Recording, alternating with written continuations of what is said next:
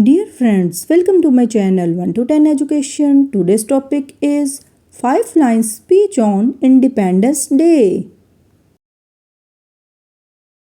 Number 1 line. Good morning everyone. Number 2. My name is Amber. Number 3. Today I am here to speak about Independence Day.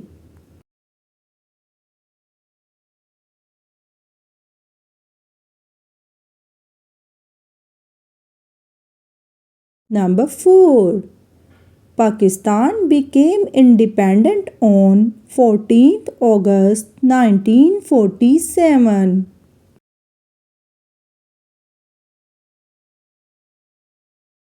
Number 5. Pakistan Zindabad. Thank you. Dear friends, if you like this video, so please like, share and subscribe for more videos.